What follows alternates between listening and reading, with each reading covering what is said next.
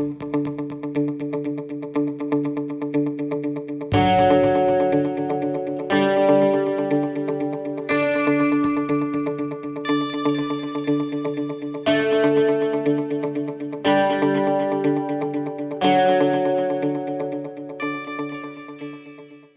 welcome to the Push-Pull Sales and Marketing Podcast. I'm Marcella. And I'm Sherry, and each week we'll provide you with sales and marketing strategies that you can implement immediately into your own business. Today, we're going to be talking about blogging, particularly as it pertains to business. Quick note, I really hate the word blogging, especially when it comes to business, It's because a web blog. web blog, I know. Yeah. Blog and vlog, I just don't think that it gives it enough professional credit. You prefer video diary for a vlog? No, and I don't know what else you would call it, but I think so much time can go into That'd be a good blog post. so much blogs. can go into blogging, and there's so much value in blogging, especially when you're building a brand or building a business. It's a huge marketing tool, and I think that a lot of people see it as more of a personal medium, and something not to be taken seriously, or that is cheap, but that is definitely not the case. And I think attitudes are starting to shift. Companies are starting to realize that blog is a huge marketing tool for them, and they need to get on board the blogging train. Yeah, and just because any sort of tool or idea is cheap, it doesn't necessarily make it bad. I mean, the word cheap, might have some negative connotations to it. But I mean, if you have a better return on your investment, why not? Yeah, and that's what I'm saying. Like, people might have the expectation that if they hire someone to blog, it should be cheap. Just like if they hire someone to manage social media, it should be cheap because Twitter's free, Facebook's free. You can set up a blog for free. I meant in that kind of context. Whereas I read that totally wrong. Well, I mean, okay. I think the way you're thinking of it applies too. That kind of the name of it cheapens it a little bit compared to, you're not saying you're a journalist. You're saying you're a blogger. It has a very different connotation. Yeah, journalist, I think Barbara Walters, I think some guy like in Iran or something like that, like who's on the scenes, there was a street bombing, and blogger, I think of some guy talking smack about celebrities, I guess. Right. Or a girl. So there's, of course, different ways to go about it. There are blogs out there that do talk about celebrities, that talk about, I have a mommy blog myself, momshare.com, momshar.com. No E, I know.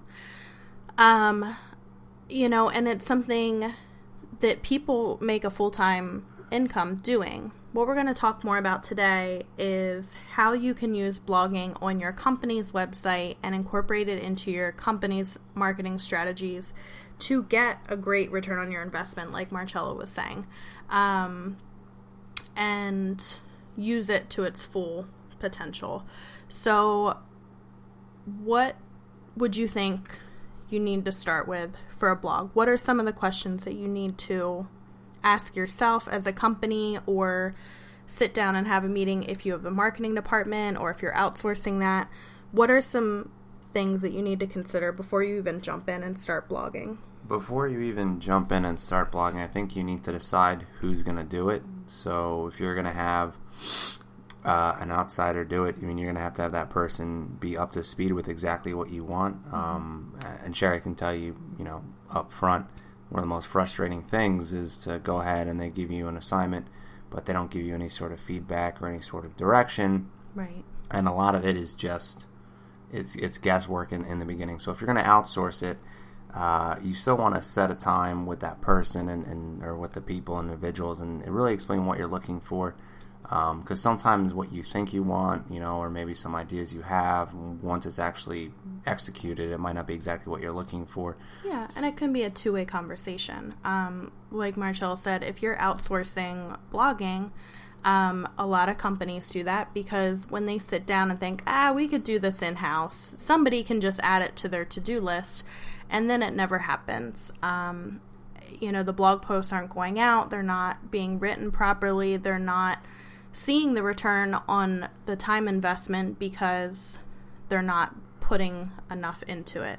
So, like one mistake a company might make is to go ahead and just say, okay, well, sales is the same as marketing. We'll just have the salespeople do it.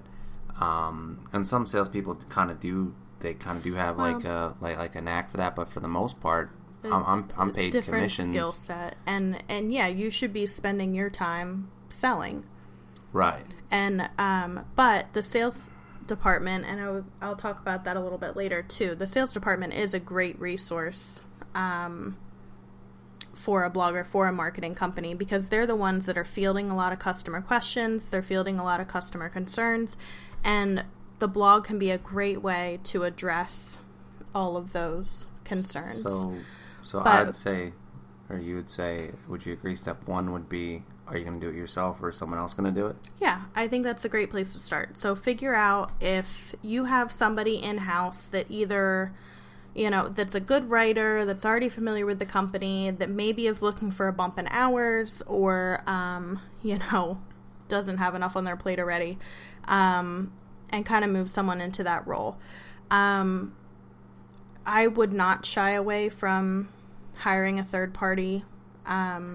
I work for a marketing company that outsource, a lot of companies outsource their stuff to us. And, I've seen firsthand that the marketing company really makes sure that they understand the businesses that they're working for. The bloggers are able to go out and do some research on their own. But we also have really specifics from the company as far as what they want addressed, their company's mission and kind of their motto, because the blog is a place where you can personalize it a little bit more and connect with your audience a little bit more. So once you figure out who's going to be doing this, you're going to figure out how often you want it to happen. It's pretty typical to do for a company to have a blog post up once a week. If you're a little more aggressive, you can do 2 posts a week. It's really up to you. If you feel like your company has so much content to share that you can consistently blog every single business day, and you have somebody that can do that, great. It's kind of the more content, the better. I would say minimum is once a week. If you're only going to be able to get something up once a month, then you need to look at other options. But once a week, and be consistent with it. So try to stay the same day of the week. Try to stay around the same time. You're similar to like a TV show.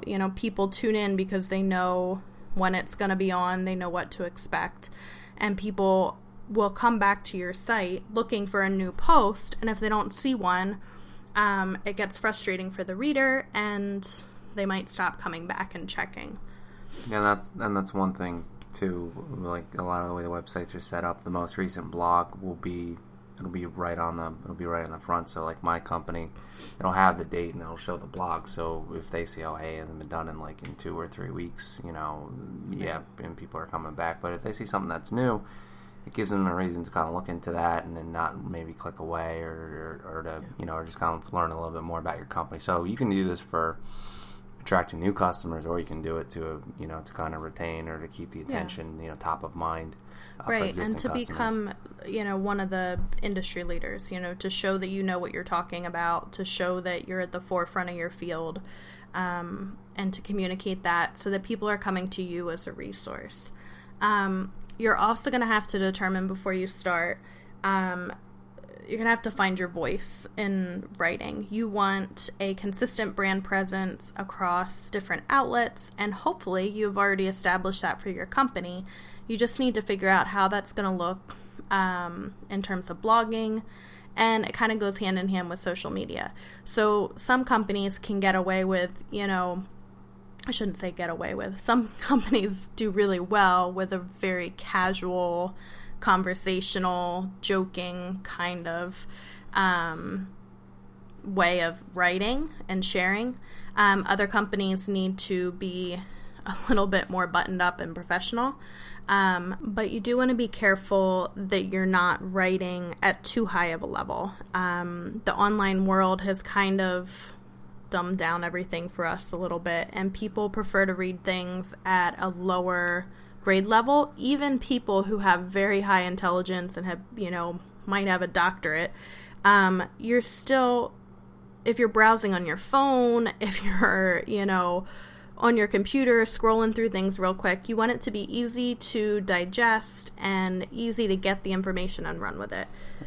I mean, keep in mind, people's attention spans now are short and shorter. There's a lot more happening going on. Yeah. So even if it is good content, if it's way too convoluted or anything like that, we have that one friend that he'll post these articles and put these commentary and stuff like that, and it goes on and long. It can be explained. And once you get to the end of it, yeah, it's a good point, but you can kind of get it digested in the percentage of people that would actually go through that and read it is a small percentage, and you really want to be reaching your audience where they're at, grabbing them quickly, and keeping them, from clicking to the next tab, since they probably have about 10 open. One thing for finding your voice too, if you have multiple people writing for the company, each person can kind of have their own spin, but you should have it fairly consistent. One company, I saw their blog, and it drives me crazy because one article would be very, very,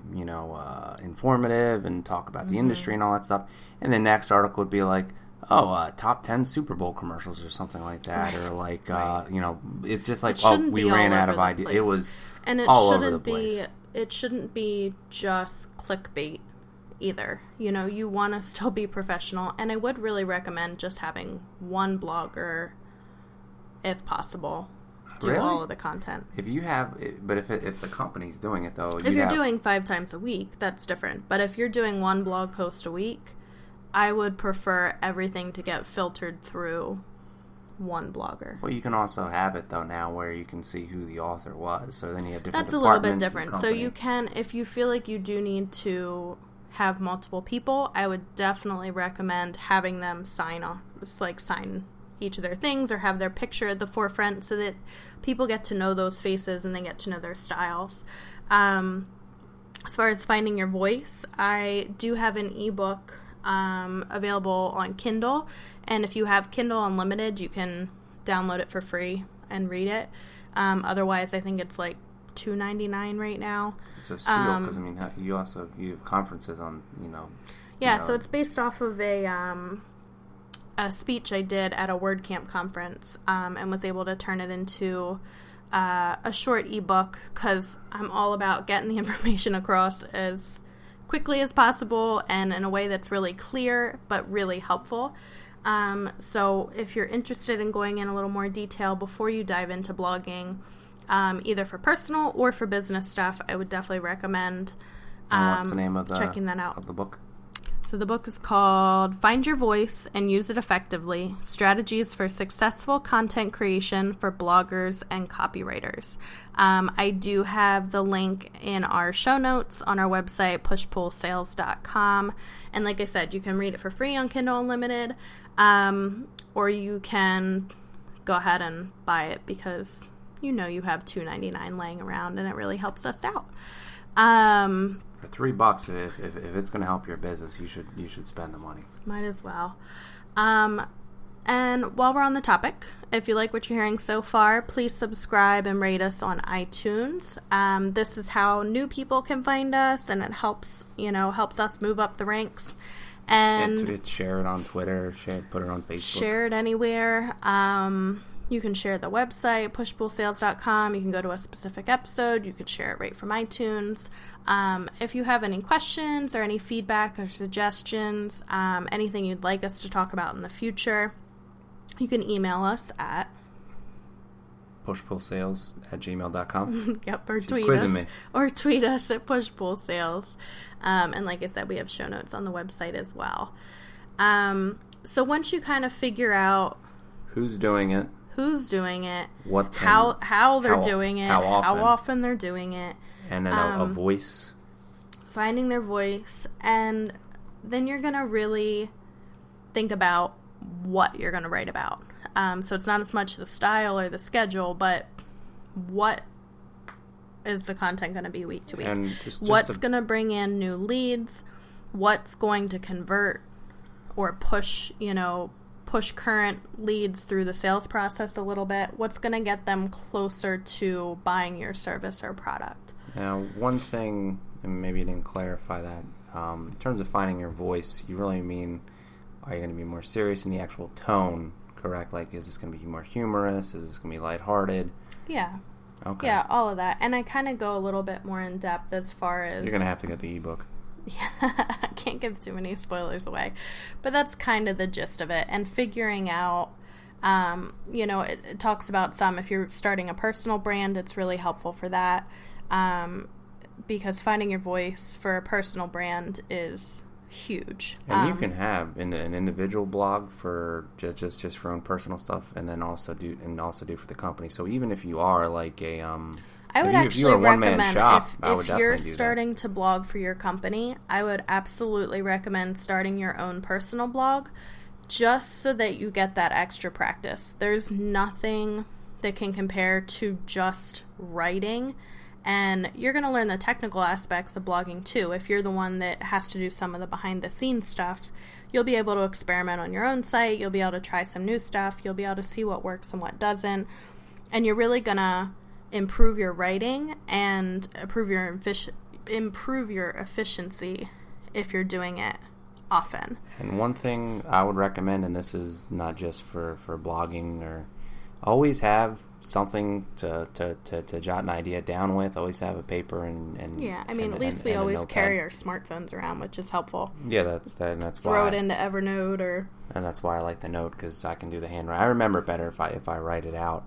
But yeah. You'll definitely be surprised, because you might think, well, I blogged about this, I blogged about that, and then once you get into it, you might think, I'm going to run out of ideas. But you could be just any conversation you have. I mean, yeah. I did a blog for my company. I was talking to an old friend of mine, and we were talking about Uber and how it might relate to the trucking industry. And I was like, that would make a really good blog topic. And I tried researching it and stuff like that, see if anyone else blogged about it. And I was the first to do it.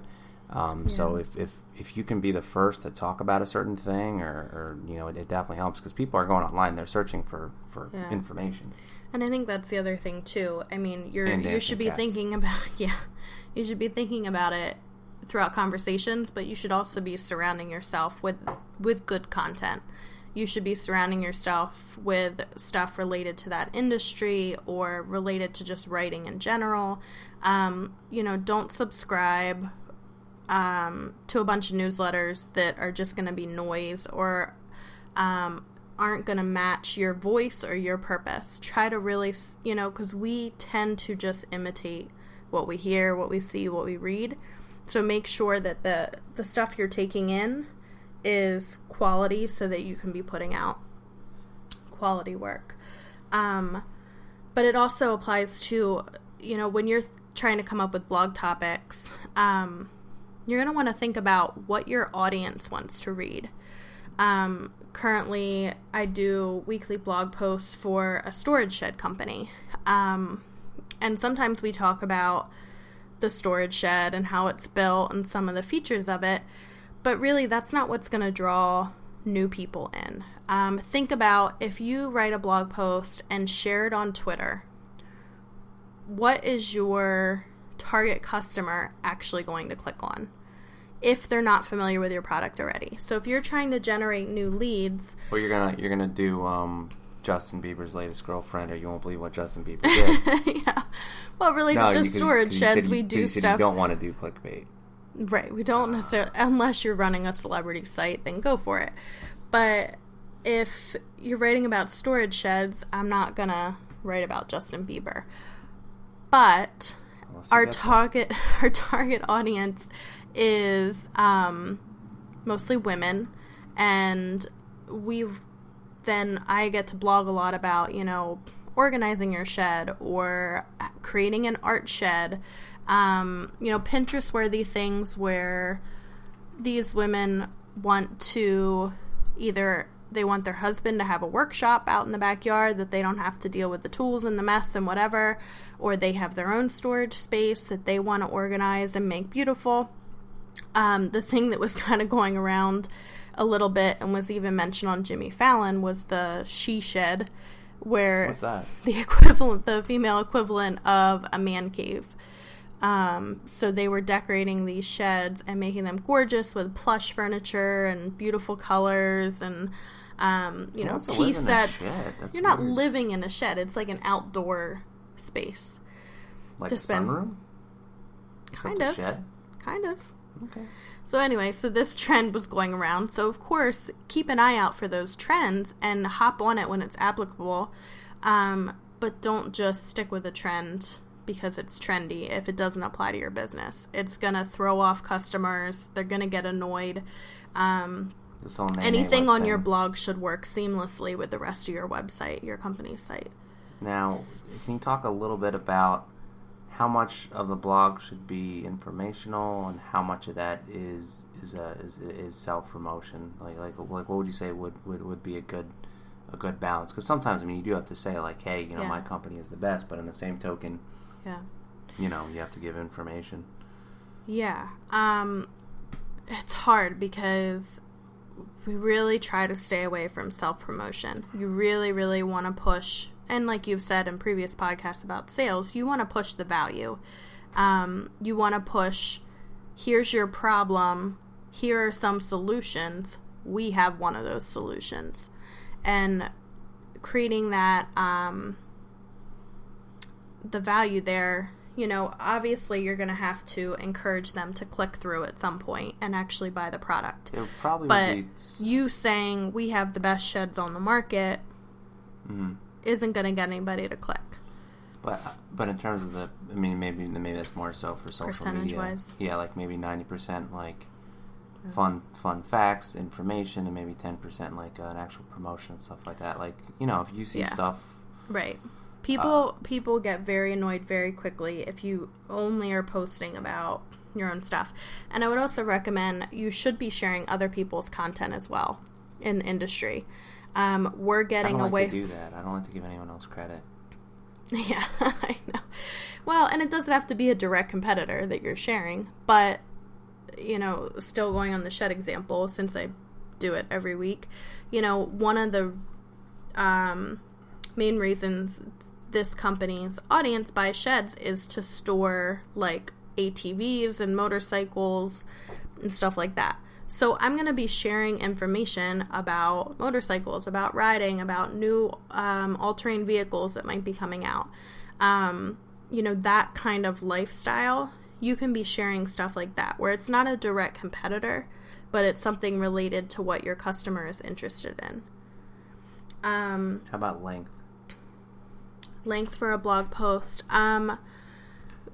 400 to 500 words should be the minimum.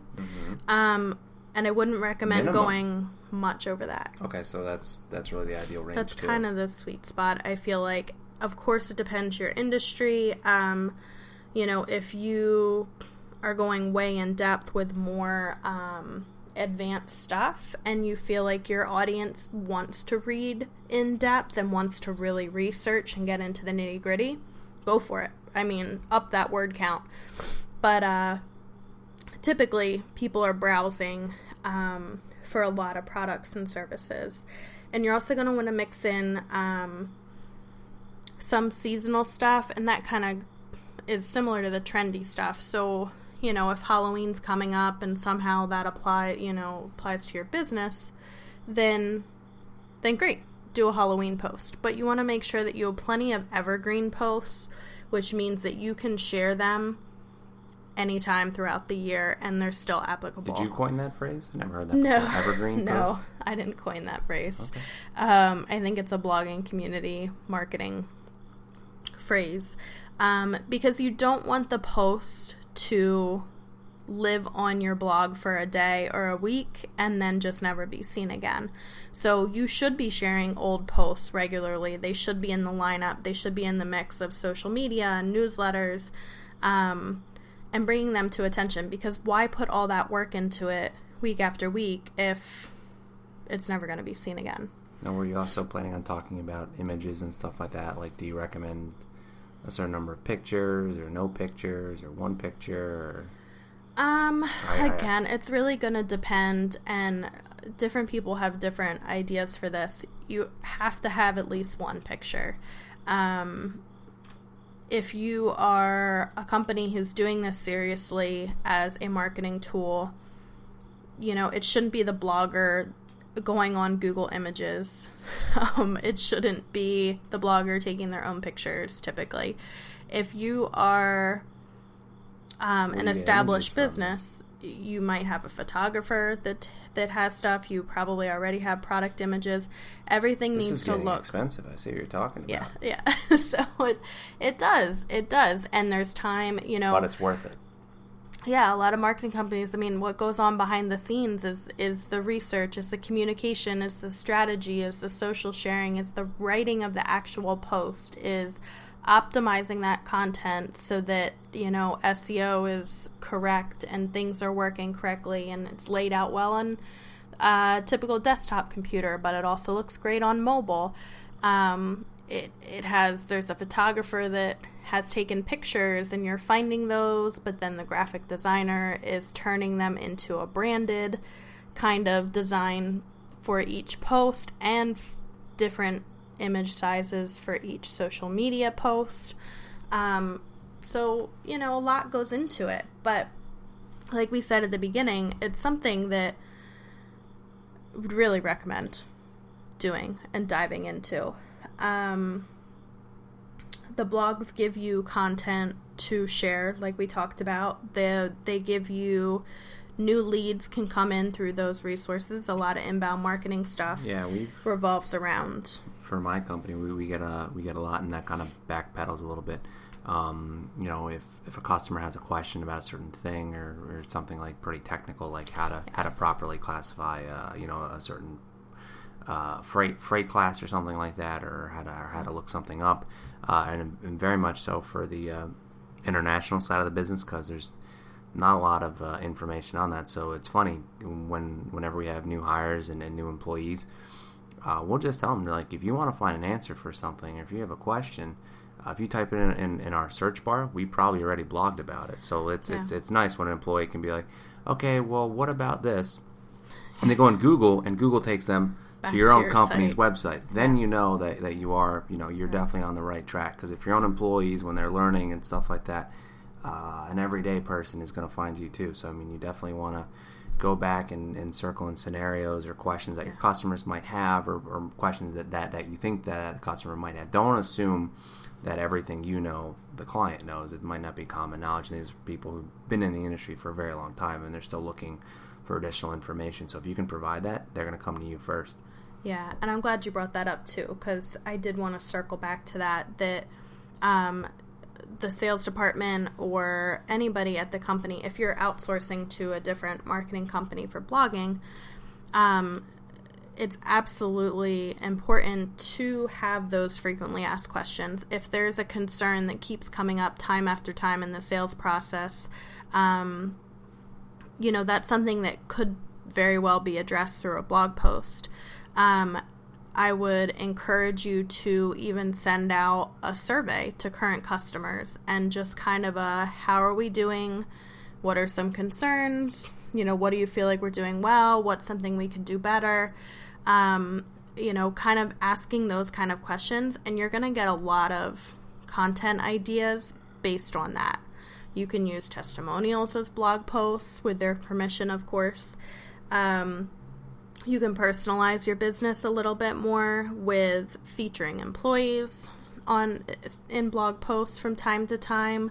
I would be interested too to see. Because there is some overlap too. The difference between a blog and a white paper and a newsletter and what content goes where. Yeah, so hopefully a lot of the content you're able to use in a couple different formats. So obviously whatever you're writing on the blog, you're sending out on social media. Stuff you're writing on the blog can also be incorporated into newsletters. If you write a content offer like a white paper or an ebook, you're also writing a blog post about it. that's a little bit of a shorter summary, getting them to click through to that content offer. If I'm looking for information, I personally like the blog post better than the actual e-paper, because sometimes I really just want the information, and maybe I'll go back to the company and see if it might be a viable option or anything like that. But even me, and this is funny because I'm a salesperson, where it says, all right, well, if you want the white paper, you're going to give me your email address. You have to give your email address. And then, that's where, if boom, you get a call within a minute, and it's like, did you like the information I sent you? I was like, I didn't even read it yet. I wouldn't recommend that. But the purpose of content offer is you're giving it away for free. No, that actually is a timing financially. It is recommended to get a hold of them right away and say, okay, why did you want that? Not every single person. Well, you should be able to set it up too. Like typically, if your content offer is valuable enough, you should be able to get them to answer maybe 3 survey questions or whatever, and enter their email address. And they're giving you that information because they feel like the content offer has enough value that they can give up that personal information. They can always unsubscribe. They can, but people are getting pretty stingy with it. With what? Email addresses. Yeah. I mean, we get so much email. We hate to, and at least things have been changed where like almost every email you get now has a quick unsubscribe option. That didn't used to be the case. I mean, some things seemed pretty impossible to unsubscribe from, but content offers could be its whole other thing. But as far as blog posts, so figure out who's doing it. Figure out when they're doing it. Figure out how they're doing it. Figure out what they're going to be writing about. Check in with your audience. Really try to think about your target audience. And if you can get a blogger that matches your target audience persona, that's all the better. And one thing, and just a quick tip, I like saying quick tip, would be to really spend a good amount of time and be consistent with your categories and with your tags as well. Because if they click on a tag and there's only one thing in that tag, it's not really worthwhile you even had it. If you're going to blog about something, you're going to do it repeatedly. If it's worthwhile for you to tag it or to categorize it, you should definitely do that. And, you really shouldn't have anything that actually is uncategorized, because you do want it to be neat and clean. So if they want to dive into a topic more, and you want to be linking to other posts within your blog posts, because you want them on your site absorbing as much information about your company and about their particular problem and your particular solution for as long as possible. So you should be, showing, here's some related articles, here's something else you may be interested in. You read this, and this, and now you might actually be interested in giving your email address to download an ebook. You might be at the point where you're ready to request a quote, or, those kind of things. So definitely, starting out, it's hard and it seems overwhelming, but you quickly build up that database of valuable content that you can use strategically within your site. And if possible, if you can have a comment section where people can actually comment, and you could probably do another podcast just on that, on how to respond to clients and stuff like that, because sometimes people ask really good questions right after the blog post, but then sometimes you might have some maybe negative things or people put in there. So you should definitely have some filters there. I mean, you don't want to make it so it's a Big Brother state, but in the same token, some people recommend turning off comments altogether and pushing everybody to social media. Like That's the approval process. And someone asks a question, and a lot of people might like that, or might find it valuable. I'll approve the comment, and also put but depending on the amount of traffic, just approving contents can turn into hours upon hours of filtering through. So much of it is spam. But like you said, that's kind of another area to consider. But hopefully that kind of gives you a good overview as far as blogging for your business. Obviously it's definitely recommended. It's a great strategy. It's a great marketing tool. And I think once you get into the swing of things, and once you start putting out that content consistently, you will really see the benefit. But I think that wraps things up for this week. We wanted to thank bensound.com for our intro and outro music, and thanks to you guys for listening. You can tune in next week where we'll tackle another topic. And if you have any questions or feedback on today's episode, head to pushpoolsales.com. Again, if you need to email us, pushpoolsales@gmail.com, and you can tweet us at pushpoolsales. And we'll talk to you later. See ya.